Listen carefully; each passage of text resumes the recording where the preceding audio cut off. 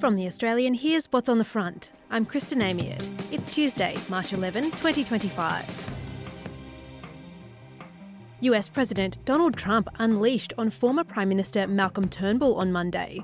Posting on his Truth social network, Trump said Turnbull was a weak, ineffective leader who led Australia from behind and who failed to understand what was going on in China. The president's lashing was in response to a TV interview in which Malcolm Turnbull said the US was becoming an increasingly unreliable ally. An energy provider backed by Greenpeace has been accused of misleading and deceptive conduct to the tune of more than $100 million. An audit of Diamond Energy's operation has raised serious questions over its renewable energy claims. You can read that exclusive story right now at theaustralian.com.au. Star Entertainment has been saved from failure by not one, but two 11th-hour takeover bids. The embattled gaming operator has a choice between a known quantity and an unbidden white knight. That's today's episode.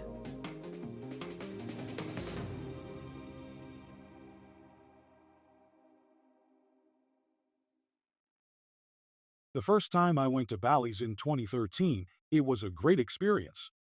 Stayed in the Garden Tower then, and I can remember the rooms being nice and big.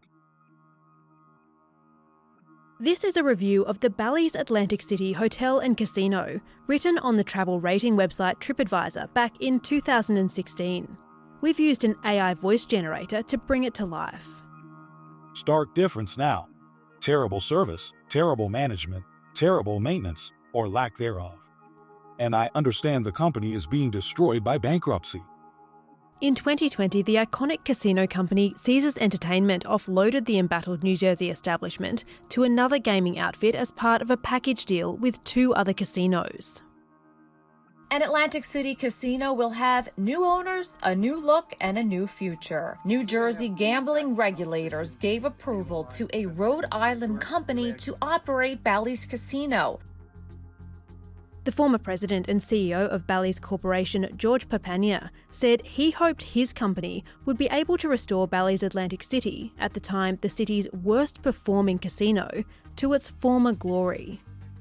Its acquisition was part of a multi-year shopping spree for Bally's, which now operates 19 casinos across the United States and has a pretty decent track record of turning around ailing establishments like the one in Atlantic City.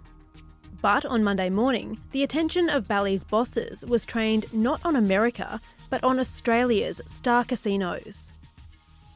But today came a bombshell in the shape of US casino operator Bally. It launched an unsolicited, non-binding proposal to provide Star with additional funding.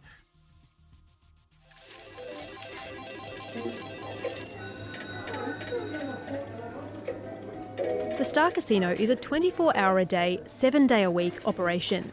Its gaming floors rarely close, but while guests wined, dined and placed bets on Friday night, its bosses were fighting for the Star's life. Without an urgent injection of funds, the gaming company could well have been in administration by Monday morning, leaving its 9,000 employees without a job.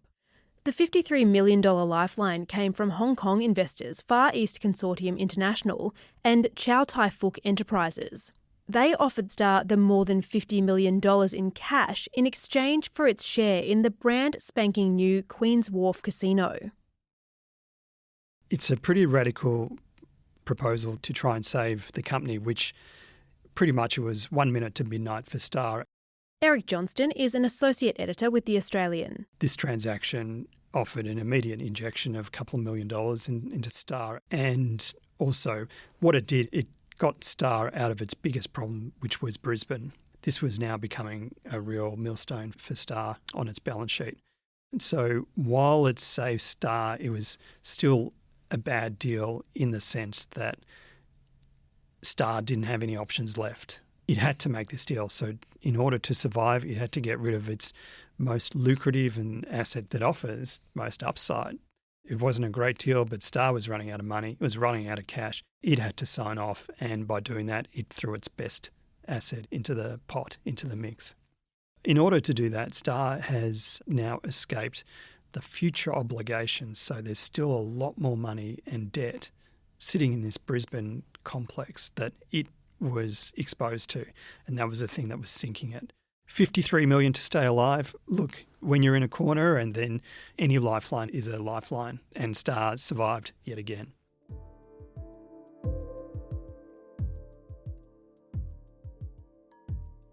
After months of financial negotiations with investors and lenders around the globe, the Hong Kong deal appeared to be the best the Star could hope for. But the Queensland government didn't have time to consider approving it before Bally's swooped in, led by self-described corporate fireman CEO Sue Kim, on Monday morning. We all thought it was done and dusted. This is a story 2 years in the making, and it's had so many twists and turns every part of the way. And right on cue, Monday morning, a US casino operator, Bally, it emerged out of nowhere and said, hey, we've been following Star for a little while. We've done our own numbers. They sent a letter to Star's chairman, Ann Ward, on Monday and said, look, we've got a rival proposal. Rather than you take all this financing under your deal that you did on Friday night, we'll have to tip in some money and work with you. We want you to be intact, hang on to Brisbane, and we can find a way to move forward. So in a way that brings Star back to square one. It's $250 million. It's probably not enough to get Star where it needs to be at this moment. Why do you think this kind of struggling operation is attractive to a company like Bally's? This is arguably more of a gamble for them than the Hong Kong investors who already have a stake in the Queensland operation. It offers potential. So for any business operator, you're right, it is a gamble, but it does offer some upside. Brisbane, you've got a brand new casino in one of Australia's fastest growing cities. This city is going to be hosting the Olympics at the end of the decade. It's going to be the centre of the world. And here's an opportunity to get a really big stake in this on the ground floor at a really beaten down price, really cheap price. So why not? And what Bally is offering is not much. If Bally's does go ahead, which is still a long way to go, and we think that Star would probably push back on it. Star insiders told The Australian's Glenn Norris the bigwigs are leaning towards the Hong Kong investor deal. So what happens next? We don't know. Because every time we thought we'd come to a conclusion with Star, it certainly has had the capacity to surprise and come out with something else. At this stage, there is a determination by Star to keep pushing ahead with the deal that it sorted out on Friday night. So it really wants to get rid of Brisbane. It can't see a way forward with all this financing obligations. It fears that the further costs might blow out. It was budgeted at $3 billion. It fears it could be going up to $4 billion, maybe even more. The initial activity in Brisbane has just been underwhelming. So it's not making enough money at the moment to pay even the interest rate bills that Star has on its obligations there. It hasn't got final sign-off from regulators, although it has received in principle support from Queensland. There's still a lot of hoops for it to go through. It's bankers which are really running the process. They haven't approved, so they might come up with a better deal with Bally. There's a lot of twists and turns yet to play out on this one, and I don't think we've seen the end of it yet. Coming up, where Star Casino's money troubles started.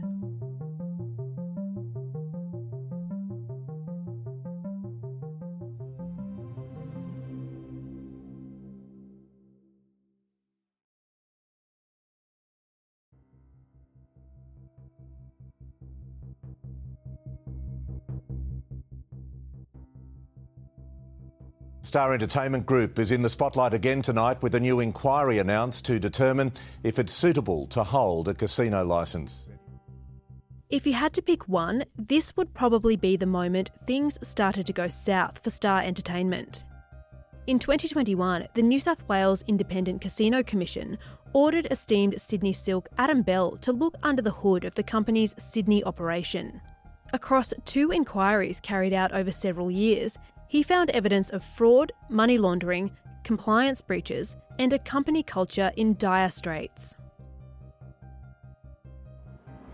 Australia's second biggest casino operator has been found unfit to hold a casino licence in Sydney.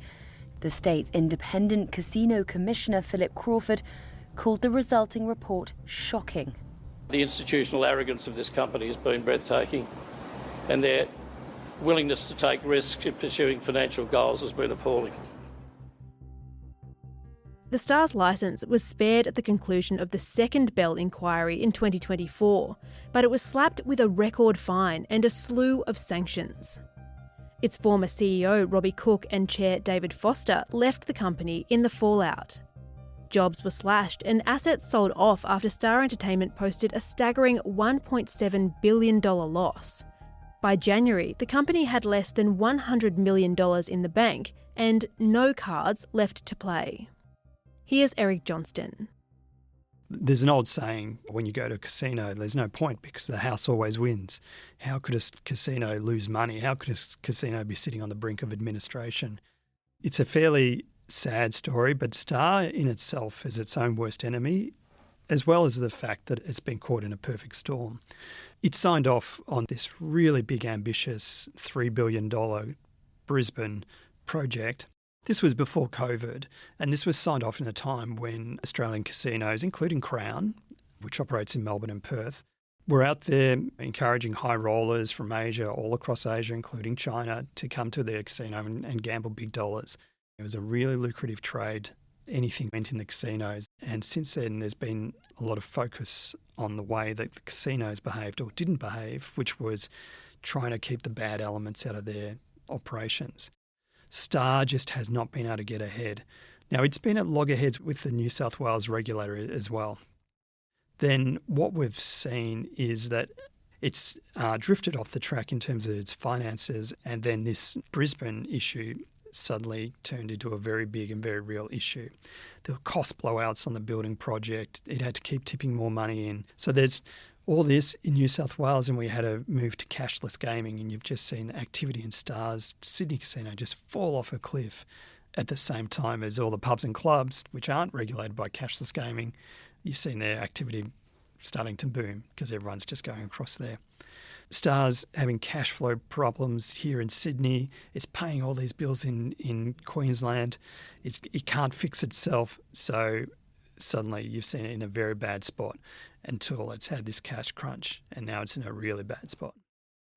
Why does it matter if the Star survives or doesn't survive? It's a good question. It does employ a lot of people, 9,000 people across two states, New South Wales and Queensland.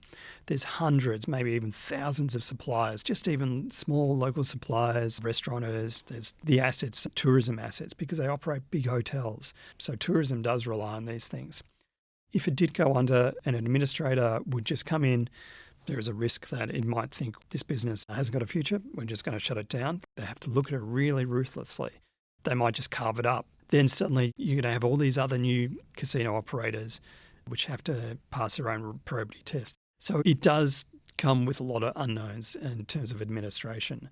But mostly those 9,000 workers that turn up every day, that's a big sort of risk for them.